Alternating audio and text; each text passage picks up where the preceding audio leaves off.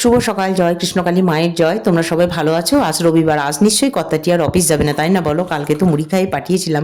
হাঁটতে বেরিয়ে সামনেই ভোলাদাকে দাঁড়িয়ে থাকতে দেখে আবার ঘরে গিয়ে চা বিস্কুট এনে দাদাকে দিয়ে হাঁটছি আর জয়ীকে বলছি, সে বাজারে ছোট ছোট কড়াইগুলো পাওয়া যায় না, লোহার কড়াই গো, তোর বাবাকে দিয়ে আজ একটা আনাবো, অনেক সুবিধা হয়। সবজি সিদ্ধটা বসিয়ে দিলাম আর জয়ী কোথায় থেকে এসে ধাক্কা দিয়ে আমাকে রান্নাঘর থেকে বের করে দিল।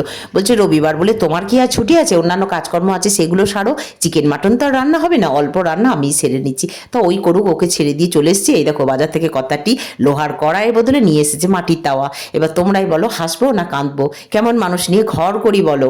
মনের দুঃখ, রাগ, যন্ত্রণা চাপা রেখে ভাত নিয়ে বসলাম।